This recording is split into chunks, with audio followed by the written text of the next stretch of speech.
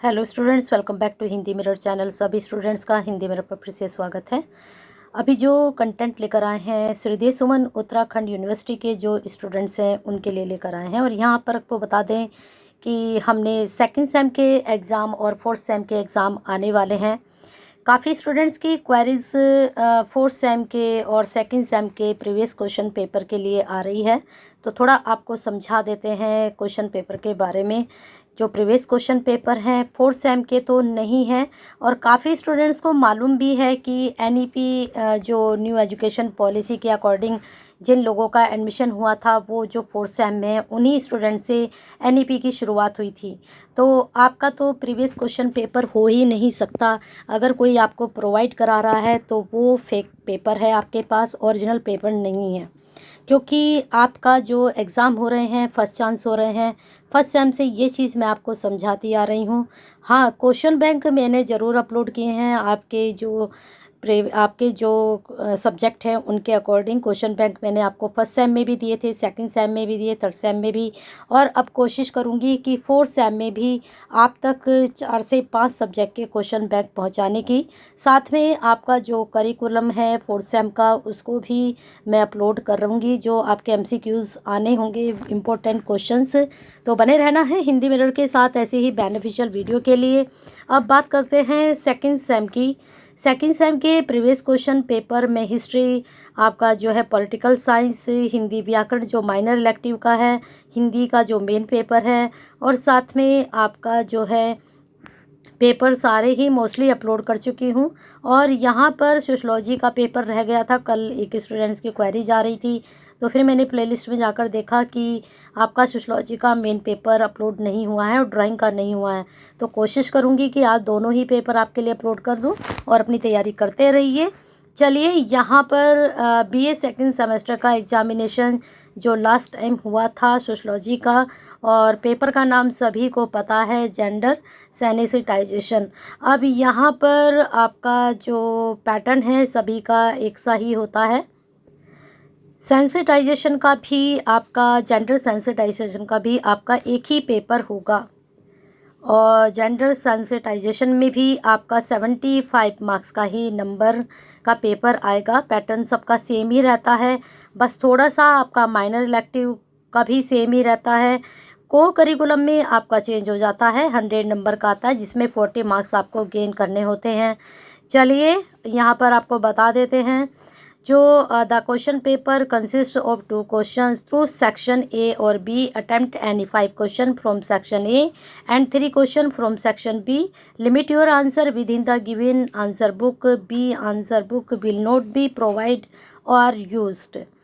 इन्होंने कहा है कि आपके 2 सेक्शन होंगे और ए और बी, और आपको ध्यान रखना होगा ए और बी में कि आप अपने आंसर इस तरह से अटेम्प्ट करें कि आपका एक ही जो आंसर बुक आपको मिलती है उसमें कंप्लीट हो जाए। क्योंकि अब भी आपकी आंसर बुक नहीं दी जाती है आपको, क्योंकि वो 34 या 28 पेज या 26 पेज की अब आने लगी हैं। पहले सिर्फ 24 या 22 पेज की आती थी तो बी शीट दी जाती थी, अब बी शीट अलाउड नहीं है।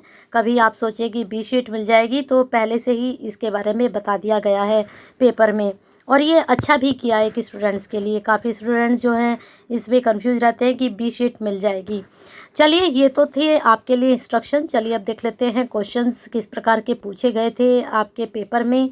शॉर्ट आंसर टाइप क्वेश्चन में जो है आपको 6 प्रश्न करने होते हैं, और जिसमें आपको यहाँ पर इन्होंने बता दिया है खंड आ खंड ब में 5 प्रश्नों के उत्तर दीजिए और ब में किन्हीं 3 प्रश्नों के उत्तर दीजिए। यानी कि यहाँ पर 5 प्रश्नों के उत्तर देने हैं और 6 नंबर का एक आपका जाने वाला है। आप देख लेते हैं यहाँ पर प्रश्न कौन कौन से हैं। निम्नलिखित में से किन्हीं 5 प्रश्नों के संक्षिप्त में उत्तर दीजिए। पहला प्रश्न यहाँ पर पूछा गया था, difference between sex and gender, लिंग और जेंडर में अंतर कीजिए। इसके बाद जेंडर रोल्स, जेंडर की भूमिकाएं क्या हैं। Social constructions of gender, gender का सामाजिक निर्माण बताना था यहाँ पर। फिर इसके बाद नेक्स्ट क्वेश्चन था social construction of gender and family. Gender का सामाजिक निर्माण एवं परिवार, इसके बाद एक तरह से ये टिप्पणी टाइप में आपके क्वेश्चंस पूछे गए थे। फिर यहाँ पर डोमेस्टिक वायलेंस एक्ट, घरेलू हिंसा अधिनियम क्या है, इसके बारे में यहाँ पर एक्सप्लेन करना था। फिर छठा क्वेश्चन था आपका लैंगिक श्रम विभाजन, जेंडर डिवीजन ऑफ लेबर, ठीक है। इसके बाद 7 क्वेश्चन था आपका वुमेन इन अनऑर्गेनाइज सेक्टर, असंगठित क्षेत्र की महिलाएं, तो इनके बारे में आपको बताना है कि आपका जो अनऑर्गेनाइज्ड सेक्टर की वुमेन्स होती हैं वो किस प्रकार की समस्याओं का सामना करती हैं और क्या उनकी लाइफ होती है। वुमेन एंड हेल्थ, महिला एवं स्वास्थ्य, बहुत कार्य होते हैं, योजनाएं बहुत सारी आती हैं महिला एवं स्वास्थ्य से संबंधित, तो इसके बारे में आप योजनाओं के बारे में सारा सरकारी जितनी भी इनकी फैसिलिटीज़ होती है इनके बारे में आपको यहाँ पर बताना है। बाकी अपने सिलेबस जो आपके टीचर ने कराया होगा उसके अकॉर्डिंग आप आंसर को अटेम्प्ट करना। अब यहाँ पर चलिए 5 प्रश्न करने हैं, काफ़ी ऑप्शन आपको मिल चुके हैं, 8 में से कोई भी 5 आपको करने हैं। तो मुझे लगता है सभी स्टूडेंट्स के पास ऑप्शन होते हैं कि वो अच्छे से अटेम्प्ट कर पाएँ।